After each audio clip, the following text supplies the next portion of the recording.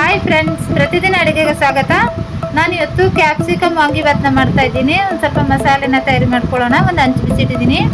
ಉರಿನ full ಕಡಿಮೆ ಇಟ್ಟಿದ್ದೀನಿ. 1 table spoon cooking oil ಹಾಕಿದ್ದೀನಿ. ಎಣ್ಣೆ ಬಿಸಿ ಆದ ನಂತರ ಒಂದು ದೊಡ್ಡ ಸೈಜ್ ಚಕ್ಕೆ ಪೀಸು, ಒಂದು 4 ಲವಂಗ, ಒಂದು ಚಿಟಿಕೆಯಷ್ಟು ಹಿಂಗನ್ನ ಹಾಕಿ, ಒಂದು 2 ಟೇಬಲ್ ಸ್ಪೂನ್ ಕಡಲೆಬೇಳೆ, 1 ಟೇಬಲ್ ಸ್ಪೂನ್ ಉದ್ದಿನ ಬೇಳೆನ ಹಾಕಿ ಲೈಟಾಗಿ ಕಲರ್ ಚೇಂಜ್ ಆಗೋವರೆಗೂ ಫ್ರೈ ಮಾಡ್ಕೊಳ್ಳಿ. ಉರಿ ಜಾಸ್ತಿ ಇಡಬೇಡಿ.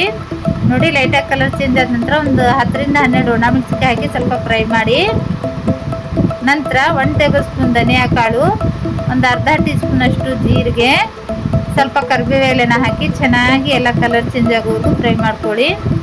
ನೋಡಿ, ಗೋಲ್ಡನ್ ಕಲರ್ ಆಗಬೇಕು. ಈ ಥರ ಗೋಲ್ಡನ್ ಕಲರ್ ಆದ ನಂತರ 1 ಟೀ ಸ್ಪೂನ್ ಗಸಗಸೆನ ಹಾಕಿ ಮಿಕ್ಸ್ ಮಾಡಿ, ಒಂದು 1/4 ಟೀ ಸ್ಪೂನ್ ಅರಿಶಿನ ಹಾಕಿ ಮಿಕ್ಸ್ ಮಾಡಿ ಗ್ಯಾಸ್ನ ಆಫ್ ಮಾಡಿಬಿಡಿ. ಒಂದು ಪ್ಲೇಟ್ನಲ್ಲಿ ತೆಗೆದು ತಣ್ಣಗಾಗಕ್ಕೆ ಇಟ್ಬಿಡಿ. ತಣ್ಣಗಾದ ನಂತರ ಜಾರ್ನಲ್ಲಿ ಹಾಕ್ಕೊಂಡು ನೈಸಾಗಿ ಪೌಡ್ರ್ ಮಾಡ್ಕೊಳ್ಳಿ. ಈ ಥರ ಫ್ರೆಶ್ ಮಸಾಲೆ ಮಾಡಿ ಹಾಕೋದ್ರಿಂದ ಟೇಸ್ಟ್ ಚೆನ್ನಾಗಿ ಬರುತ್ತೆ.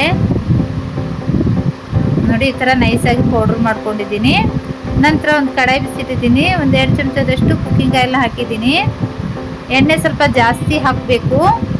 ಎಣ್ಣೆ ಬಿಸಿ ಆದ ನಂತರ ಒಂದು 1/4 ಟೀ ಸ್ಪೂನ್ ಸಾಸಿವೆ, 1-2 ಈರುಳ್ಳಿನ ಹಾಕಿ ಈರುಳ್ಳಿ ಕಲರ್ ಚೇಂಜ್ ಆಗೋವರೆಗೂ ಫ್ರೈ ಮಾಡ್ಕೊಳ್ಳಿ.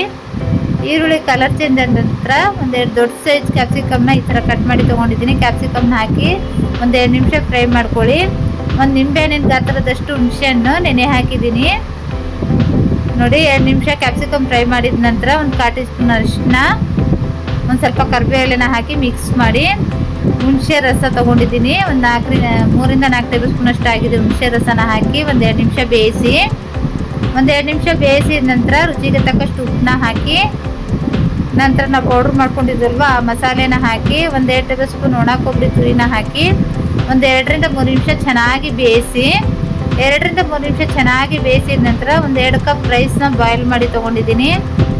ಬೇಯಿಸಿರೋ ಅಂಥ ರೈಸ್ನ ಹಾಕಿ ಮಿಕ್ಸ್ ಮಾಡಿ ಚೆನ್ನಾಗಿ ಸಿಮ್ನಲ್ಲಿ ಮಿಕ್ಸ್ ಮಾಡ್ಕೊಳ್ಳಿ. ಚೆನ್ನಾಗಿ ಮಿಕ್ಸ್ ಮಾಡಿದ ನಂತರ ಒಂದು ಸ್ವಲ್ಪ ಕೊತ್ತಂಬರಿ ಸೊಪ್ಪನ್ನ ಹಾಕಿ ಗ್ಯಾಸ್ನ ಆಫ್ ಮಾಡಿ. ರೆಡಿಯಾಗಿದೆ. ತುಂಬಾ ರುಚಿಯಾಗಿರೋಂಥ ಈ ಕ್ಯಾಪ್ಸಿಕಮ್ ವಾಂಗಿಬಾತ್ನ ಖಂಡಿತ ಟ್ರೈ ಮಾಡಿ.